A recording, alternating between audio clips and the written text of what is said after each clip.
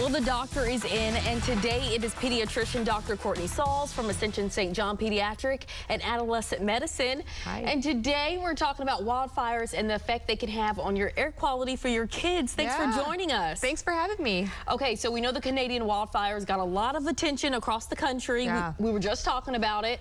So it brings to light, what do you do if you find yourself in a situation like this? Yeah. So from a parent's perspective, if there is a wildfire, what do they do? Yeah, so we're still getting wildfires in Oklahoma off and on, especially if we have drought seasons, not a lot of rain.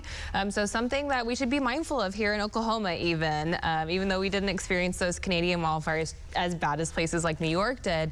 But when there's a lot of wildfire smoke and smog in the air, it can really affect the air quality. And so there are a couple of things that families can do at home to make sure that they keep their kids safe when the air quality is poor. So some big things to do is to stay indoors, keep your windows shut.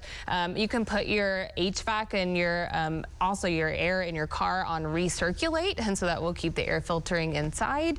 And then there are some filter options you can do within your home. So there's a specific kind of filter called the MERV 13 filter that filters the air 98% of those particles out. That goes in your HVAC system.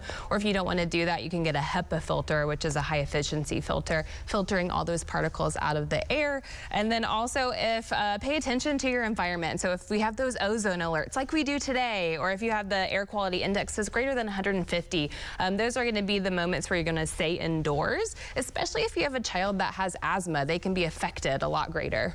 Are there some signs? I know you mentioned, like, of course, the ozone alert, something our meteorologists are able to share with us, but can you look in the sky? Is it just like if it's hazy, is that a bad sign to go inside? What are some things people can look out for, parents especially? Yeah, so if there are wildfires nearby, you're going to see some haze in the sky. It also might be a more peachy or orange discoloration in the sky. That's if it's really close. But some signs if somebody or a child is being affected by wildfire smoke is going to be if they're experiencing specific symptoms. So like chest tightness, coughing, wheezing, feeling some burning in their eyes or their nose or their throat.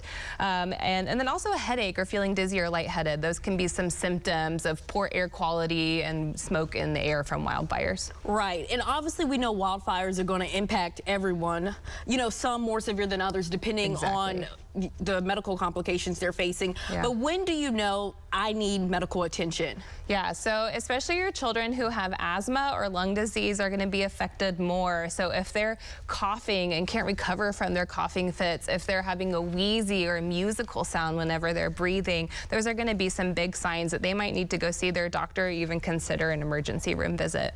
All right, Dr. Sauls, thanks for joining us as always.